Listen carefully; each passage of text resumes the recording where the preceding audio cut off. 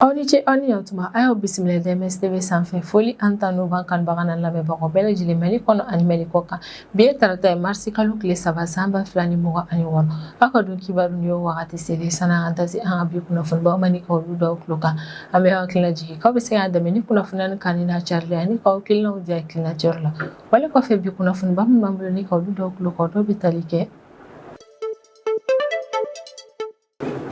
wagati min na fɔ ko bi an ka Mali lakana tigilamɔgɔw olu cɛsirilen don fɛɛrɛ bɛɛ lajɛlen latigɛli la walasa ka se Mali jamana kɔnɔdenw n'u b'o lafɛnw ka lakana sabati o ko hukumu yɛrɛ de kɔnɔna araba tɛmɛnen février kalo tile 25 san 2026 min yɛrɛ kɔni Torokɔrɔbugu commissariat de police maaw ni nin yɔrɔ kofɔlen yɛrɛ kɔni bɛ an ka Bamakɔ kɔnɔna la k'olu kɔni opération dɔ yɛrɛ kɔni kɛ Bamakɔ kɔnɔna la opération min yɛrɛ kɔni tun bɛ ka kɛ ni ka ɲɛsin maa 3 yɛrɛ kɔni ma maa 3 minnu yɛrɛ kɔni kun ka baara bɛnnen don maa faga yɛrɛ kɔni ma ale ni u kun b'u yɛrɛ kɛ maa dɔw ye ka sɔrɔ u t'o ye an ka Mali jamana yɛrɛ kɔni kɔnɔna na ko Torokɔrɔbugu commissariat de police maaw ye opération min yɛrɛ kɔni kɛ opération yɛrɛ kɔni ye nɔbɔ kala kan opération in kɔnɔna na u sera k'u bolo da maa 3 nin bɛɛ lajɛlen kan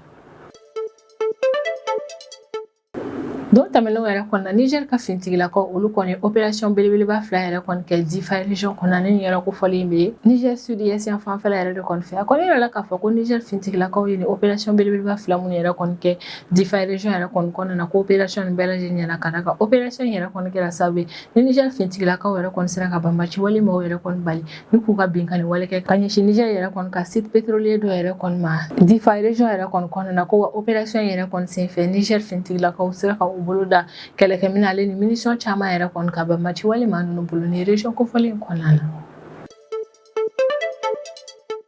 an bɛ wagati min na i n'a fɔ ko bi Iran Israël ale ni États-Unis bɛ kɛlɛ min yɛrɛ kɔnɔna na o kɛlɛ in yɛrɛ kɔni tɔ bɛ ka juguya ka da kan min yɛrɛ kɔni États-Unis Israël yɛrɛ kɔni ka frappe min kɛra o kɔni kɛra sababu ye ni ka Ayatollah Ali Khamenei ni ale ye maaba ye Iran yɛrɛ kɔni jamana kɔnɔ ni Iran ka guide suprême yɛrɛ de kɔni don ni maa kofɔlen yɛrɛ kɔni ka fanga bɛ jamana ɲɛmaa yɛrɛ kɔni ta sanfɛ a yɛrɛ k'a fɔ ko États-Unis yɛrɛ kɔni ni Israël ka frappe yɛrɛ kɔni kɛra sababu ye ni ka Iran ka ni maaba in yɛrɛ kɔni faga wale in kɛra sababu ye ni ka Iran jamana kɔnɔdenw yɛrɛ kɔni dusuma kasi kosɛbɛ Iran jamana yɛrɛ kɔni kɔnɔna na u ye tile 40 yɛrɛ kɔni sugandi k'o kɛ deuil yɛrɛ kɔnɔna na k'u ye tile 7 yɛrɛ kɔni fɛnɛ sugandi tile 7 in bɛɛ lajɛlen yɛrɛ kɔni bɛ kɛ jour férié ye maa si tɛ taa baara la Iran jamana yɛrɛ kɔni kɔnɔna na an bɛ wagati min na i n'a fɔ ko bi Iran jamana kɔnɔdenw kɔni ye layidu yɛrɛ kɔni ta k'olu ka ni maaba min fagalen filɛ Israël ale ni États-Unis yɛrɛ kɔni fɛ k'u b'o maa kofɔlen yɛrɛ kɔni ka saya juru sara ni jamana fila nin bɛɛ lajɛlen na nka min yɛrɛ kɔni ye Donald Trump ye ni o États-Unis jamana ɲɛmaa ale kɔni fɛnɛ bɛ ka Iran jamana kɔnɔdenw menacer fɛnɛ ko ni Iran continuera halisa ka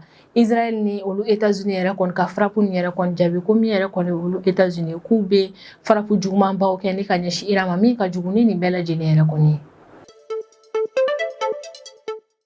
halisa an bɛ to Iran États-Unis ale ni Israël ka kɛlɛko yɛrɛ kɔni ko min na komi i n'a fɔ bɛɛ lajɛlen yɛrɛ kɔni b'a kalama cogo min kabini Israël ale ni États-Unis yɛrɛ kɔni farala ɲɔgɔn kan ne ka frappe kɛ ka ɲɛsin Iran yɛrɛ kɔni jamana ma Iran ale fɛnɛ ma jamana bɔ jamana la États-Unis yɛrɛ kɔni ka base militaire bɛ jamana fɛn fɛn kɔnɔna na Moyen-Orient région yɛrɛ kɔni kɔnɔna na min yɛrɛ kɔni Iran ale fɛnɛ y'i ta kɛ missile fili ni ka ɲɛsin o base militaire ninnu bɛɛ lajɛlen yɛrɛ kɔni ma ka sanga ni o ko ninnu yɛrɛ kɔni France Allemagne fo ka taa se Royaume-Uni maaw yɛrɛ kɔni ma olu bɔra ni ka fara ɲɔgɔn kan ka déclaration dɔ yɛrɛ kɔni kɛ déclaration min yɛrɛ kɔni kɔnɔna ni jamana saba nin kɔni b'a yira k'a fɔ k'an bɛ wagati min na i n'a fɔ ko bi ko komi Iran ale kɔni fɛnɛ ka frappe ninnu kɔnɔna na a tɛ ka jamana bɔ jamana na États-Unis yɛrɛ kɔni ka base bɛ jamana fɛn fɛn kɔnɔna na hali n'olu sen tɛ kɛlɛ in yɛrɛ kɔnɔna na a bɛ ka frappe kɛ ni ka ɲɛsin o base nin bɛɛ lajɛlen yɛrɛ kɔni ma ko min yɛrɛ kɔni olu jamana saba nin ye k'olu yɛrɛ kɔni fɛnɛ pɛrɛnnen don ni k'a don kɛlɛ in yɛrɛ kɔnɔna ka jaabi kɛ ka ɲɛsin Iran yɛrɛ kɔni ma ni Iran ma nin ko nin yɛrɛ kɔni dabila ko ni Iran bɛ ka tiɲɛni kɛ ka ɲɛsin olu jamana saba walima olu jɛɲɔgɔnw yɛrɛ kɔni ma k'olu fɛnɛ tɛ n'u sigi ni ka nin ko in yɛrɛ kɔnɔ olu fɛnɛ bɛ fara u jɛɲɔgɔnw kan ni ka Iran yɛrɛ kɔni kɛlɛ an bɛ wagati min na i n'a fɔ ko bi ni kunnafoniba de bɛ an bolo kɔrɔ bi an bɛna minnu walawala aw ye bidon kibaru kɔnɔna na ni yɛrɛ kɔni an ka Mali lakana tigilamɔgɔw olu cɛsirilen don sanga ani wagati ka fɛɛrɛ bɛɛ lajɛlen yɛrɛ kɔni latigɛ walasa min yɛrɛ kɔni Mali jamana kɔnɔdenw n'u bololafɛnw ka olu ka lakana sabati jamana in fantan naani bɛɛ lajɛlen yɛrɛ kɔni na o ko hukumu yɛrɛ de kɔni na araba tɛmɛnen février kalo tile 25 san 2026 min yɛrɛ kɔni ye Torokɔrɔbugu commissariat de police maaw ye k'olu ye opération belebeleba dɔ yɛrɛ kɔni kɛ an ka Bamakɔ kɔnɔna na opération min yɛrɛ kɔni tun bɛ ka kɛ ni ka ɲɛsin gang maa dɔw yɛrɛ kɔni ma gang maa minnu yɛrɛ kɔni tun kɛ bɛn ni k'aw yɛrɛ kɛ maa dɔw ye ka sɔrɔ u tɛ maa minnu yɛrɛ kɔni ko Torokɔrɔbugu commissariat mɔgɔw yɛrɛ kɔni ni opération min yɛrɛ kɔni kɛ ni o commissariat ɲɛmaa yɛrɛ kɔni be commissaire principal Modibo Tarawele yɛrɛ de kɔni bolo k'olu kɔni ni opération belebeleba min yɛrɛ kɔni kɛ opération yɛrɛ kɔni kɛra sababu ye n'u sera ka o bolo da maa 3 yɛrɛ kɔni kan bisi a bɛ ka kɛ maa minnu yɛrɛ kɔni na k'a fɔ ko ni maa 3 ni yɛrɛ kɔni dɔ yɛrɛ kɔni faga ko wa maa 3 ni yɛrɛ kɔni fɛnɛ kɛmɛ ni ka titiri dɔ yɛrɛ kɔni da u yɛrɛ kan ka sɔrɔ u t'o ye ko min yɛrɛ kɔni Torokɔrɔbugu commissariat de police maaw yɛrɛ kɔni k'olu ma baga u yɛrɛ ma ni ka ni opération yɛrɛ kɔni daminɛ ko février kalo tile 11 tɛmɛnen san 2026 bɔ kɛra cɛ dɔ yɛrɛ de kɔni su kan bɔ kɛlen ni cɛ kofɔlen yɛrɛ de kɔni su kan kɔfɛ yɛrɛ kɔni min ye Torokɔrɔbugu commissariat de police ma olu sɔrɔla ka sɛgɛsɛgɛli baara nin yɛrɛ kɔni daminɛ a yɛrɛ la k'a fɔ ko bɔ kɛra ni cɛ kofɔlen min yɛrɛ kɔni su kan ko cɛ yɛrɛ kɔni ye ko laban maaw yɛrɛ kɔni fɛ wagati in na o y'a sɔrɔ a kun bɛ moto yɛrɛ de kɔni sanfɛ maa 3 nin yɛrɛ de kɔni bolo ko yɛrɛ de kɔni kɔfɛ cɛ yɛrɛ kɔni balila ka tunu maa si m'a ye fo kɔfɛ bɔ taara kɛ a su yɛrɛ kɔni kan ko kabini ni wale jugu in yɛrɛ kɔni kɛra min yɛrɛ kɔni ye Torokɔrɔbugu commissariat de police ma olu ye sɛgɛsɛgɛli baaraw yɛrɛ kɔni daminɛ u ka sɛgɛsɛgɛli baaraw yɛrɛ kɔni kɔnɔna na an ka jamana lakana bolo fara caman yɛrɛ kɔni fɛnɛ ye Torokɔrɔbugu commissariat de police maaw dɛmɛ u ka sɛgɛsɛgɛli baara ninnu na o sɛgɛsɛgɛli baara nin yɛrɛ de kɔni kɔnɔna na cɛ yɛrɛ kɔni ye ko laban yɛrɛ kɔni ani maa 3 minnu yɛrɛ kɔni kun don o maa yɛrɛ kɔni localisera Jalakɔrɔba quartier yɛrɛ de kɔni na ko bɔ bɛ ta kɛ ni maa 3 nin yɛrɛ kɔni ka Jalakɔrɔba quartier kɔnɔ wagati min o y'a sɔrɔ maa 3 nin kun bɛ ka fɛɛrɛ latigɛ ni ka boli yɛrɛ de kɔni ka bɔ jamana in kɔnɔna na cogo min kana na ye bilen ko wagati min Torokɔrɔbugu commissariat de police maaw bɛ u boloda ni maa 3 nin yɛrɛ kɔni ka u minɛ yɔrɔ yɛrɛ kɔni na u ye marifa kelen ale ni tenitigi minɛ caman yɛrɛ kɔni minɛ ni maa 3 ninnu bolo bolodalen ni maa 3 nin yɛrɛ kɔni ka min yɛrɛ kɔni ye Torokɔrɔbugu commissariat de police ma u taara ɲininkali tɛ kun ni man yɛrɛ kɔni na ɲininkaliw yɛrɛ kɔni kɔnɔna na maa 3 nin yɛrɛ kɔni sɔnna ni ka tiɲɛ yɛrɛ kɔni fɔ u ka kumaw kɔnɔna na o y'a yira k'a fɔ ko tiɲɛ yɛrɛ kɔni na ko bɔ taara kɛ ni cɛ kofɔli min yɛrɛ kɔni su kan k'olu de a faga yɛrɛ kɔni ko wa olu kun kɛn bɛn ni k'u yɛrɛ kɛ agent de sécurité u yɛrɛ de kɔni ye cɛ kofɔlen in ɲɛkɔrɔ maa 3 nin ka kɔrɔfɔ yɛrɛ kɔni na k'olu ka baara jugu in yɛrɛ kɔni kɔnɔna na olu kun bɛ u yɛrɛ kɛ agent de sécurité u yɛrɛ de kɔni ni ka taa maa dɔw yɛrɛ kɔni minɛ jamana kɔnɔna na n'u ye o maa nin yɛrɛ kɔni minɛ u b'u wajibiya ni ka wariba yɛrɛ kɔni bɔ maa ninnu kunna cɛ kofɔlen yɛrɛ kɔni fagara lahalaya min yɛrɛ kɔni kɔnɔna na o kɔni kɛra sababu ni commissariat de police maa nin yɛrɛ kɔni y'a faamu k'a fɔ ko ni cɛ 3 nin ka baara yɛrɛ kɔni kɔnɔna na k'u kun bɛ wale jugu caman kɛ ko bɔ taara kɛ cɛ kofɔlen min yɛrɛ kɔni su kan maa 3 nin kɔni y'a yira k'a fɔ k'olu ye maa kofɔlen yɛrɛ kɔni minɛ olu kelen ni k'a minɛ u sɔrɔla ka binkani wale kɛ ni ka ɲɛsin cɛ yɛrɛ kɔni ma fo ka taa cɛ yɛrɛ kɔni ni kɛnɛ yɛrɛ kɔni karaba u y'a yira k'a fɔ k'olu kelen ni ka bɔ a kalama wagati min k'a fɔ k'u kɔni ye cɛ yɛrɛ kɔni faga k'olu ye fɛɛrɛ sugu bɛɛ lajɛlen yɛrɛ kɔni kɛ walasa ka se ka cɛ yɛrɛ kɔni lawuli ko kura ye ko nka ko yɛrɛ kɔni kun taara ka boloda kɛ ka ba ka da ka cɛ kun sara ko yɛrɛ de kɔni kelen olu sɔrɔla ka boli ni ka taga ka cɛ yɛrɛ kɔni su to o yɔrɔ in na ni maa 3 minnu yɛrɛ kɔni ni cɛ kofɔlen yɛrɛ kɔni faga yirala k'a fɔ ko maa 3 nin yɛrɛ kɔni si b'a bɔ san 25 ni ka taa bila san 33 de la ko wa maa 3 nin bɛɛ lajɛlen yɛrɛ kɔni bilala an ka kiiritigilamaw yɛrɛ kɔni ka bolo kan walasa maa 3 ninnu ni ɲɛkili min ka kan u ka wale jugu la o ka se ka da u ka don n'a nataw la k'a kɔni bɛ wagati min na i n'a fɔ ko bi min yɛrɛ kɔni ye Torokɔrɔbugu commissariat de police ma halisa olu bɛ ka continuer sɛgɛsɛgɛli baaraw yɛrɛ kɔnɔna na walasa n'a sɔrɔ complice wɛrɛ kun bɛ ni maa 3 nin na u ka baara jugu kɔnɔna na ka fɛɛrɛ latigɛ ni ka boloda o complice ninnu kan ne ye commissaire Modibo Tarawele yɛrɛ kɔni ni ale de ye Torokɔrɔbugu commissariat de police commissaire yɛrɛ kɔni ale bɛ foliba kɛ ni ka ɲɛsin a ka cɛdenw ma kosɛbɛ u ka nin opération ɲumanba in yɛrɛ kɔnɔna na a bɛ tila ka welemada kɛ ni ka ɲɛsin jamana kɔnɔdenw yɛrɛ kɔni ma k'halisa an kanu ka to ɲɔgɔn na yɛrɛ kɔni wa an ka hakili to ɲɔgɔn na ko wa a b'a laɲini bɛɛ lajɛlen yɛrɛ kɔni fɛ halisa an ka continuer ni k'an bolo di an ka lakana tigilamɔgɔw yɛrɛ kɔni bolo ma walasa an ka se ka jɛ ɲɔgɔn fɛ ni ka jamana yɛrɛ kɔni lakana sabati sisan an bɛ tɛmɛ n'an ka jamana kɔfɛ kibaruw ye o kɔnɔna na an bɛ taa Niger jamana kɔnɔna na ko don tɛmɛnenw yɛrɛ kɔnɔna na min ye Niger fintigilakaw ye olu ye opération belebeleba 2 yɛrɛ kɔni kɛ Difa région kɔnɔna na ni yɛrɛ kofɔlen bɛ Niger sud est yan fanfɛla yɛrɛ de kɔni fɛ a kɔni yirala k'a fɔ ko Niger fintigilakaw ye ni opération belebeleba 2 min yɛrɛ kɔni kɛ Difa région yɛrɛ kɔni kɔnɔna na ko opération yɛrɛ kɔni kɛra sababu ye Niger fintigilakaw olu sera ka banbaci wale maaw yɛrɛ kɔni bali binkani wale dɔ kɛli la ni ka ɲɛsin Niger yɛrɛ kɔni ka site pétrolier dɔ yɛrɛ kɔni kan ko opération yɛrɛ kɔni kɛra sababu ye Niger fintigilakaw olu sera ka u bolo da marifa ale ni munition caman yɛrɛ kɔni kan banbaci wale maa ninnu bolo ko ni opération yɛrɛ kɔni senfɛ ko Niger fintigilakaw yɛrɛ kɔni ye u bolo da maramafɛn minnu yɛrɛ kɔni kan k'o de ye k'u y'u bolo da cartouche min yɛrɛ kɔni kan u ka taa ni cartouche 47,000 ye marifa 10 ani kɔ boyankɔrɔ kɛti caman ale ni mɔbili 4 yɛrɛ kɔni ko Niger fintigilakaw y'u bolo da nin fɛnba nin yɛrɛ kɔni kan opération dɔw senfɛ opération min yɛrɛ kɔni kɛra Ngigimi ale ni Agadem bloc pétrolier yɛrɛ kɔni kɔnɔna na ko Niger fintigilakaw ye ni opération min yɛrɛ kɔni kɔni kɛ opération yɛrɛ kɔni kɛra u ka opération nalewa dole ko hukumu de la ko a ɲani Niger ka finitigilakaw ka ni opération yɛrɛ kɔni kɛ o y'a sɔrɔ février kalo tile 10 tɛmɛnen san 2026 min yɛrɛ kɔni banbaci wale jɛkulu maa dɔw yɛrɛ kɔni olu taara binkani wale kɛ ni ka ɲɛsin Niger finitigilakaw ka dagasigiyɔrɔ dɔ yɛrɛ kɔni ma Jibela localité yɛrɛ kɔni na ni yɛrɛ kɔni lieutenant colonel Ali Fukori yɛrɛ kɔni ye ni ale yɛrɛ de kɔni GIGMI bataillon interarmé 53 maaw yɛrɛ kɔni ka commandant ye ale kɔni y'a yira k'a fɔ ko ni opération yɛrɛ kɔni senfɛ ko Niger ka finitigilakaw kɔni y'u bolo da maa 4 yɛrɛ kɔni kan ko wa ko bolodala kɛlɛkɛminɛn caman yɛrɛ kɔni ka kɛlɛkɛminɛn minnu yɛrɛ kɔni na marifa AK-47 9 pistolet kelen cartouche 47 dɔ mobili 3 ale ni matériel de communication kelen yɛrɛ kɔni ko min yɛrɛ kɔni Niger finitigilakaw ye k'u y'u bolo da ni fɛnba ni yɛrɛ de kɔni kan ni opération in senfɛ min yɛrɛ kɔni colonel Mahamadou Dayi yɛrɛ kɔni ni ale de ye Niger ka garde nationale min yɛrɛ kɔni bɛ Difa région kɔnɔ ale de ye olu ka commandant yɛrɛ kɔni ye ale kɔni y'a yira k'a fɔ ko février kalo tile 10 tɛmɛnen san 2026 ko banbaci wale maa minnu yɛrɛ kɔni taara binkani wale kɛ ni ka ɲɛsin Niger ka site pétrolier dɔ yɛrɛ kɔni ma k'olu Niger finitigilakaw ye jaabi min kɛ ni ka ɲɛsin o banbaci wale maa yɛrɛ kɔni ma k'o jaabi yɛrɛ kɔni kɔnɔna na olu sera k'u bolo da kɛlɛkɛminɛn caman kan ni o ye mobile kelen fusil AK-47 3 ale ni roquette 3 yɛrɛ kɔni k'olu y'u bolo da ni fɛnba ni yɛrɛ de kɔni kan opération yɛrɛ kɔni senfɛ ko wa opération yɛrɛ kɔni kɔnɔna na min yɛrɛ kɔni Niger ka finitigilaka 3 bonya kɔni k'olu yɛrɛ kɔni joginna min yɛrɛ kɔni Difa région gouverneur ye ni o ye général de division Mahamadou Ibrahim Bagadoma yɛrɛ kɔni ye ale kɔni bɛ foliba kɛ ni ka ɲɛsin a ka cɛdenw ma u ka baara kɛ ko ɲuman yɛrɛ kɔnɔna ni opération senfɛ wa bɛ sinsin ka ko opération yɛrɛ kɔni senfɛ ko Niger ka finitigilakaw filɛ k'u bolo da ni fɛnba minnu kan ko ni kalo laban ni yɛrɛ kɔni kɔnɔna na ko Niger finitigilakaw yɛrɛ kɔni 16 min yɛrɛ kɔni kɛ ko ni 16 yɛrɛ kɔni bonyana ni o bɛɛ lajɛlen ye gouverneur yɛrɛ kɔni ka kɔrɔfɔla kan bɛ wagati min na i n'a fɔ ko bi ko Difa région yɛrɛ kɔni kɔnɔna na k'alisa banbaci wale maaw b'u ka binkani walew kɛ o yɔrɔ kofɔlen na ko wa ko bɔ kɛra kalama k'a fɔ ko Difa région yɛrɛ kɔni kɔnɔna na ko min yɛrɛ kɔni ye maramafɛn feere ko bɛ kɛ yen nɔ kosɛbɛ ko nka o n'a ta min yɛrɛ kɔni ye Niger finitigilakaw k'olu cɛsirilen don fɛrɛ bɛɛ lajɛlen latigɛli la walasa min yɛrɛ kɔni ye Difa région sigibaw n'u b'u lafiya ka olu ka lakana yɛrɛ kɔni sabati ni fɛnjuguba nin bɛɛ lajɛlen kɔlɔlɔ ma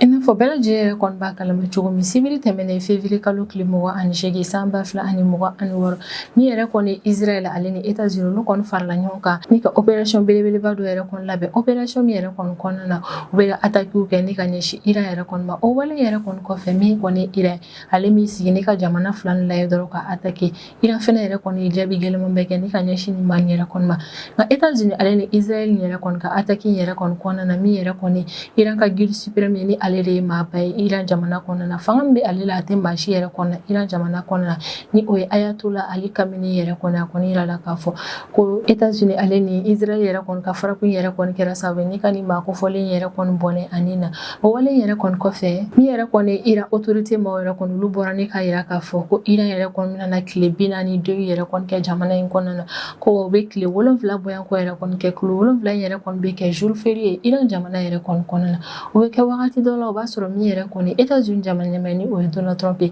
halisa ale bɛ ka continuer ka Iran yɛrɛ kɔni menacer ko ni Iran ma jaabi yɛrɛ kɔni kɛli dabila a ka ni attaque ni yɛrɛ kɔni na ko min yɛrɛ kɔni États-Unis ni Israël ye k'u bɛ frappe jugumanbaw kɛ ni ka ɲɛsin Iran yɛrɛ kɔni ma ma deli ka frappe minnu ɲɔgɔn ye kabini laseli yɛrɛ kɔni k'a yira k'a fɔ ko min yɛrɛ kɔni Iran guide suprême ni o ye Ayatollah Ali Khamenei ko ale yɛrɛ kɔni fatura k'o da yɛrɛ kɔni bɔ États-Unis ale ni Israël ka ni frappe yɛrɛ kɔni na Iran jamana kɔnɔden bayirika caman yɛrɛ kɔni bɔra u tun bɛ kasi yɛrɛ kɔni na Iran faaba la ni o ye Tehran yɛrɛ kɔni u ka kasi ni yɛrɛ kɔni kɔnɔna na u tun bɛ ka welemada kɛ ni ka ɲɛsin Iran kɛlɛkɛcɛw yɛrɛ kɔni ma ko Iran yɛrɛ kɔni ka guide suprême Salim yɛrɛ kɔni filɛ nin ye ko min yɛrɛ kɔni Iran ka finitigilakaw ye k'u ka o sali yɛrɛ kɔni juru sara Israël ale ni États-Unis yɛrɛ kɔni na Ayatollah Ali Khamenei ka saya ko yɛrɛ kɔni k'u laseli kɛra Donald Trump de fɛ fɔlɔ ni ale de États-Unis jamana ɲɛmaa wale yɛrɛ kɔni kɔfɛ min yɛrɛ kɔni Iran ka kunnafoni sonba ma ye olu bɔra ni ka kunnafoniya yɛrɛ kɔni tiɲɛtigiya wa kari tɛmɛnen mars kalo tile fɔlɔ san 2026 min yɛrɛ kɔni ye Iran ka gardien de la révolution maaw yɛrɛ kɔni olu fɛnɛ bɛ layidu ta kɛ Israël ale ni États-Unis ye ko Israël ni États-Unis filɛ nin ni ka olu ka guide suprême min yɛrɛ kɔni faga ko min yɛrɛ kɔni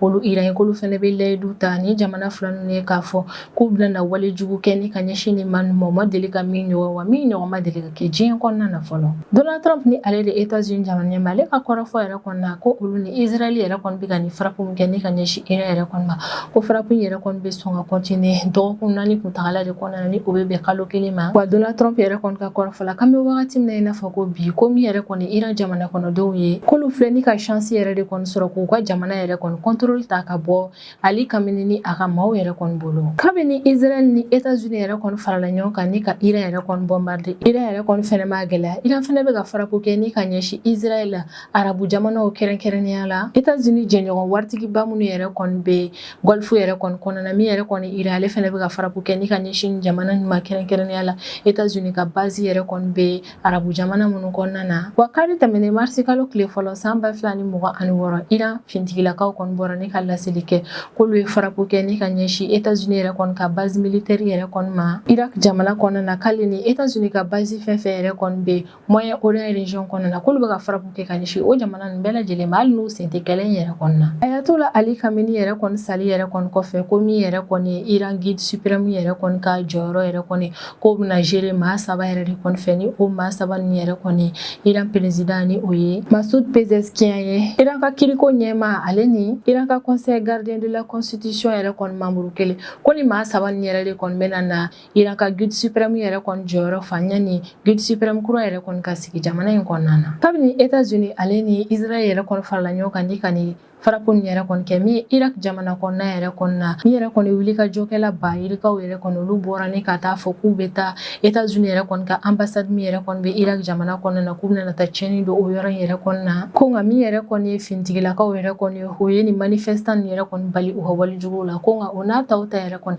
maa ninnu yɛrɛ kɔni y'a yira k'a fɔ ko f'u ka taa États-Unis ka ambassade in yɛrɛ de kɔni tiɲɛ Irak jamana kɔnɔna na Irak ka kunnafonidiso maaw yɛrɛ kɔni ka kɔrɔfɔ yɛrɛ kɔni na ko min yɛrɛ kɔni Ayatollah Ali Khamenei k'ale kelen masa yɛrɛ kɔni k'a denmuso a burankɛ fo ka taa se a mɔdenni yɛrɛ kɔni ma k'olu bɛɛ lajɛlen yɛrɛ kɔni fatura Israël ni États-Unis ka ni frappe yɛrɛ kɔni sababuya la Israël maaw yɛrɛ kɔni ka kɔrɔfɔ la ko Iran jamana yɛrɛ kɔni kɔnɔna na ko Iran ka maaba caman yɛrɛ kɔni fɛnɛ fagara olu ka ni frappe yɛrɛ kɔni senfɛ o maaba ni yɛrɛ kɔni na Iran ka gardien de la révolution ɲɛma bɛ o la ni o ye Mohammad Pakpour ye ale ni Ali Shamkhani ni o ye Iran ka guide suprême yɛrɛ kɔni ka conseiller kɛrɛnkɛrɛnnen dɔ yɛrɛ kɔni ye Iran ka chef d'état-major général des armées ni o ye Abdollahi Mousavi yɛrɛ kɔni ko ni maa kofɔlen yɛrɛ kɔni fɛnɛ fagara jamana fila ninnu ka frappe yɛrɛ kɔni sababuya la Iran kunnafonidiso maaw yɛrɛ kɔni ka kɔrɔfɔ la ko Iran ka conseil de défense maaw yɛrɛ kɔni tun bɛ réunion dɔ yɛrɛ de kɔni na k'u ka o réunion yɛrɛ de kɔni senfɛ Iran ka chef d'état-major yo Iran ka corps des gardiens de la révolution commandant Iran ka conseil de la défense secrétaire général yo ko ka ninnu bɛɛ lajɛlen yɛrɛ kɔni to réunion yɛrɛ de kɔni na min yɛrɛ kɔni Israël ale ni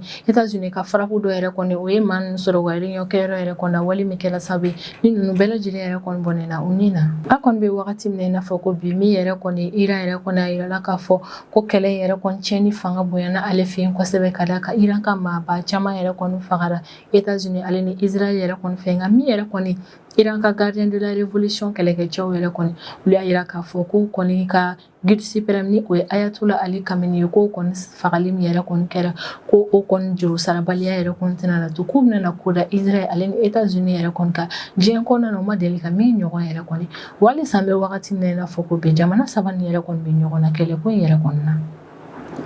ni ne bɛ dan sigi an ka bidon kibaru la an b'an kanubaga n'a lamɛnbagaw bɛɛ lajɛlen fɔ Mali kɔnɔ ani Mali kɔ kan an bɛ hakilina jigin k'aw bɛ se k'an dɛmɛ ni kunnafoniya kanni n'a carili ani k'aw hakilinaw di hakilina jɔyɔrɔ la wale kɔfɛ an b'a fɔ ɲɛna ko aw k'an bɛn a ɲɔgɔnna wɛrɛ ma